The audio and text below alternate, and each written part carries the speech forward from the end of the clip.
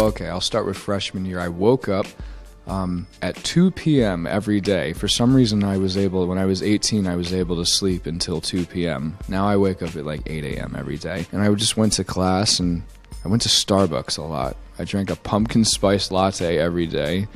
I ate like absolute shit every day. I stayed up very late playing music. I was a very typical college kid.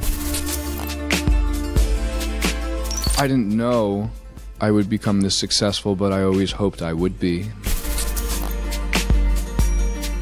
Yes, I've definitely always dreamed of being a musician. There are pictures of me when I was 13, having my parents take pictures of me like on the beach, and I would call it my album cover, and I would make fake CDs, and just I was always just obsessed with having a CD. Supreme lack of privacy that you really can't get back. Sometimes I dwell on the past, like when I had a little bit more privacy. But I still can have privacy. It's just like how you condone yourself. That's the most challenging part. The greatest thing is like going to restaurants. That's like the best thing ever. I sometimes do. I do less now. I used to do it a lot more. In a sea of praise, I would find one mean comment and just be fixated upon that, and it's just not worth it. I definitely get more satisfaction nowadays of me being the artist and having a message, like successfully wrapping a nice message that I would say myself into a piece of music that's sung by me. But I really love helping other artists figure out a way to say things. The biggest difference is I implement a little bit more emotion into my own songs, because I look at my songs as a version of me, like little bits of me.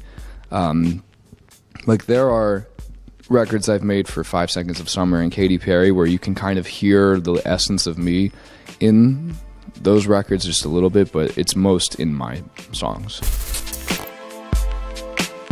I've known her for a couple of years. I think it's just we bonded over our just like weirdness. Like I think we communicated first when we first met each other only in sounds.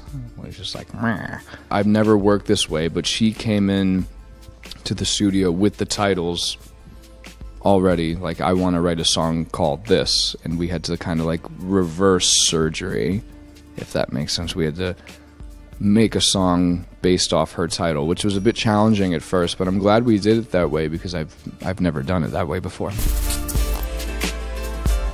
very fortunate to work with all the people that I've worked with, but like Elton John or Billy Joel would be pretty spectacular. What's interesting is Mother is more of, it's kind of like my evil twin side of me. It's kind of made up. Not kind of, it is made up. The whole story is based off a hypothetical thought of mine that was, what if I wasn't like a good guy in high school? What if I was like a recluse and went out every night? Would I be here talking to you? Would I be, you know, a successful musician? What would that be like? So that song was just completely based on a hypothetical. I don't have the answer. It's more of just, I know that a good part of it has to do with the math of, you know, how long the bars are. But it's also, it's this weird hybrid that doesn't really happen in anything else, where it's the logistics and the feeling have to be married at the same time. I really can't think of anything else, like any other job description, that has success when those two things are married.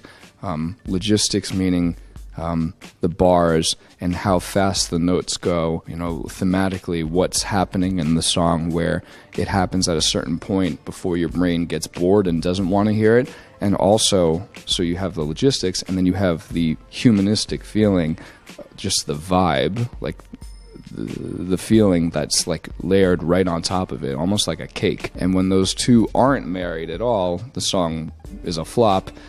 But when they are, it's great. It also has a lot to do with the artist's personality implemented into the song as well. So it's just a whole bunch of nonsense, but that's how I perceive it. There's some collaborations, which I won't talk about, but there are collaborations. Everybody always asks that. It's very minimalistic. It's very, a lot of the music is kind of like early 2000s inspired, but it doesn't sound like early 2000s. There's just like little, you know, bits and pieces just thrown in there, which mirrored, you know, the pop music of my generation, growing up, what I would listen to. What's the very scary driving circle where everybody kind of just like right over there that everyone... Yeah, I remember driving there, not myself, but being driven in a taxi, I think in 2015, late 2015. And I was really afraid to go in that circle because everyone was just driving all across from each other, almost running into each other. It was like a peaceful chaos. That was my first perception of Paris. And, and right as we got out of the traffic circle, I found out that See You Again, which had been bumped to number 2, was back at number 1. And it was like immediately right as we left the circle. So that was kind of like a... we made it.